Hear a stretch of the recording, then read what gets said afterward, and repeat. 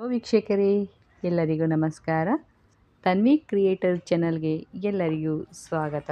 ಬಯಲು ಆಂಜನೇಯ ಸ್ವಾಮಿ ಮಹಿಮೆ ಎಂದರೆ ತೆರೆದ ಬಯಲಿನಲ್ಲಿ ಆರಾಧಿಸಲ್ಪಡುವ ಆಂಜನೇಯ ಸ್ವಾಮಿಯ ದಿವ್ಯಶಕ್ತಿ ಮತ್ತು ಅವರಿಂದ ನಡೆದ ಅದ್ಭುತ ಘಟನೆಗಳು. ಹನುಮಂತನನ್ನು ಬಯಲು ಪ್ರದೇಶದಲ್ಲಿ ಪೂಜಿಸಿದರೆ ಹೆಚ್ಚು ಶಕ್ತಿ ಪ್ರಾಪ್ತಿಯಾಗುವುದು ಎಂದು ನಂಬಿಕೆ. ಬಯಲು ಆಂಜನೇಯ ಸ್ವಾಮಿಯ ಸನ್ನಿಧಿಯಲ್ಲಿ ಪ್ರಾರ್ಥಿಸಿದರೆ ಮನಸ್ಸಿಗೆ ಶಾಂತಿ ಮತ್ತು ಧೈರ್ಯ ದೊರೆಯುವುದು. ಅನೇಕರು ತಮ್ಮ ಜೀವನದ ಕಷ್ಟಗಳಿಂದ ಮುಕ್ತಿ ಕಂಡು ಸ್ವಾಮಿಯ ಮಹಿಮೆ ಎಂದಿದ್ದಾರೆ. ಅರಣ್ಯ ಅಥವಾ ಪ್ರಕೃತಿಯ ಮಧ್ಯೆ ಈ ದೇವಾಲಯವು ಕಾಡು ಅಥವಾ ತೆರೆದ ಪ್ರದೇಶದಲ್ಲಿರುವುದನ್ನು ಸೂಚಿಸುತ್ತದೆ. ಶ್ರೀ ಹನುಮಂತ ದೇವರ ಒಂದು ಹೆಸರು ಆಂಜನೇಯ ಪುತ್ರ. ಅವರು ಭಕ್ತಿಯ, ಶಕ್ತಿಯ ಮತ್ತು ನಿಷ್ಠೆಯ ಪ್ರತೀಕ.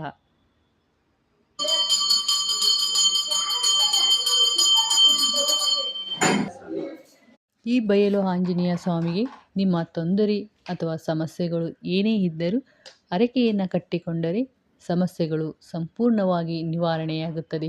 ವೈವಾಹಿಕ ಸಮಸ್ಯೆ ಅಥವಾ ಸಂತಾನ ಸಮಸ್ಯೆ ಇರ್ಬೋದು, ಅಥವಾ ಯಾವುದಾದರೂ ನೀವು ರೋಗಗಳಿಂದ ಬಳಲ್ತಿದ್ದರೆ, ದುಷ್ಟಶಕ್ತಿಗಳಿಂದ ಯಾವುದಾದರೂ ತೊಂದರೆಯನ್ನು ಅನುಭವಿಸ್ತಿದ್ರೆ, ಅಥವಾ ಮಾಟ ಮಂತ್ರ ಇದೇ ಯಾವುದೇ ರೀತಿಯಲ್ಲಿ ನೀವು ತೊಂದರೆಯನ್ನು ಅನುಭವಿಸ್ತಿದ್ರೆ ಈ ದೇವಾಲಯಕ್ಕೆ ಒಮ್ಮೆ ಭೇಟಿ ನೀಡಿ ನಿಮ್ಮ ಸಂಕಷ್ಟದಿಂದ ಖಂಡಿತ ಪಾರಾಗ್ತೀರ. ಹಾಗಾದರೆ ಈ ಬಯಲು ಆಂಜನೇಯ ಸ್ವಾಮಿಗೆ ಒಮ್ಮೆ ಭೇಟಿ ನೀಡಿ ನಿಮ್ಮ ಕಷ್ಟಗಳಿಂದ ಪರಿಹಾರವನ್ನು ಕಂಡುಕೊಂಡು ಸುಖವಾದ ಜೀವನ, ನೆಮ್ಮದಿಯಾದಂಥ ಜೀವನವನ್ನು ನಿಮ್ಮದಾಗಿಸಿಕೊಳ್ಳಿ.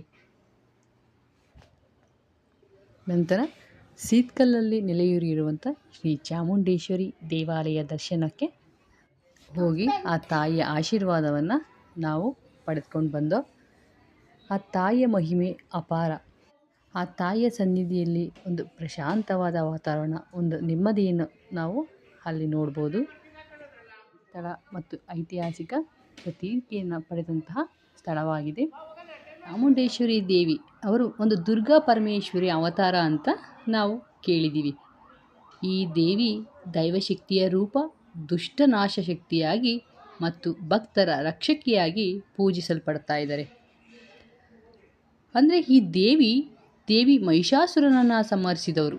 ಅದರಿಂದಲೇ ಆಕೆಯನ್ನು ಮಹಿಷಾಸುರ ಮರ್ದಿನಿ ಎಂದು ಕರೆಯುತ್ತಾರೆ. ಯಾರು ದೇವಿಯನ್ನು ನಂಬಿಕೆಯಿಂದ ಪೂಜಿಸುತ್ತಾರೋ ಅವರ ಕಷ್ಟ, ನೋವು, ಅಪಾಯಗಳನ್ನು ದೂರ ಮಾಡುತ್ತಾಳೆ. ಧರ್ಮವನ್ನು ಉಳಿಸಿ ಅಧರ್ಮವನ್ನು ನಾಶ ಮಾಡುವುದು ದೇವಿಯ ಧರ್ಮ.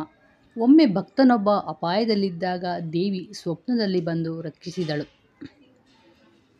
ದೇವಿಯ ಪವಾಡಗಳು ಎಂದರೆ ಆ ಕಾಲದಲ್ಲಿ ಮಳೆ ಬೀಳುವುದು, ರೋಗ ನಿವಾರಣೆಯಾಗುವುದು, ಅಪಾಯದಿಂದ ರಕ್ಷಣೆ ದೊರಕುವುದು ಇತ್ಯಾದಿಗಳನ್ನು ಸರಿಯಾದ ಸಮಯಕ್ಕೆ ಎಲ್ಲವನ್ನ ಕೊಟ್ಟು ಸಂಕಷ್ಟದಿಂದ ಪಾರು ಮಾಡಿದಂತಹ ಆ ತಾಯಿ ಚಾಮುಂಡೇಶ್ವರಿ.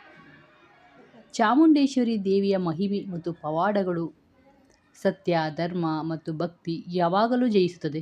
ದುಷ್ಟರು, ಅಹಂಕಾರಿಗಳು ದೇವಿಯ ಕೋಪಕ್ಕೆ ಒಳಗಾಗುತ್ತಾರೆ. ದೇವಿಯನ್ನು ನಂಬಿ ಭಕ್ತಿಯಿಂದ ಪ್ರಾರ್ಥಿಸಿದರೆ ಅವಳು ಯಾವ ಕಷ್ಟದಲ್ಲಾದರೂ ರಕ್ಷಣೆ ನೀಡುತ್ತಾಳೆ. ಚಾಮುಂಡೇಶ್ವರಿ ದೇವಿ ಎಂದರೆ ದುರ್ಗಾದೇವಿಯ ಉಗ್ರರೂಪ. ಸೀತ್ಕಲ್ಲಲ್ಲಿ ನೆಲೆಯೂರಿರುವಂತಹ ಈ ಚಾಮುಂಡೇಶ್ವರಿ ದೇವಿಯ ಮಹಿಮೆ ಅಪಾರ. ಸೀತ್ಕಲ್ಲು ಎಂಬ ಹೆಸರು 2 ಪದಗಳಿಂದ ಕೂಡಿದೆ.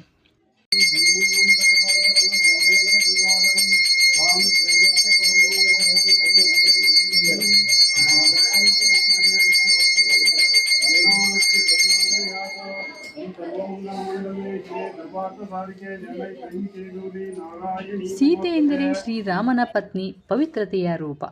ಕಲ್ಲು ಅಂದರೆ ಬಂಡೆ ಅಥವಾ ಶಿಲೆ. ಜನಪದ ನಂಬಿಕೆಯ ಪ್ರಕಾರ ಸೀತಾದೇವಿ ಅರಣ್ಯವಾಸದ ಸಮಯದಲ್ಲಿ ಈ ಸ್ಥಳದಲ್ಲಿ ವಿಶ್ರಾಂತಿ ಪಡೆದರು.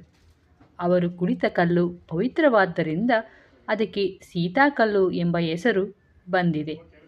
ಆ ಕಲ್ಲಿನ ಮೇಲೆ ಅವರ ಪಾದಚಿಹ್ನೆ ಇರುವುದನ್ನು ನಾವು ಇಂದಿಗೂ ನೋಡಬಹುದು.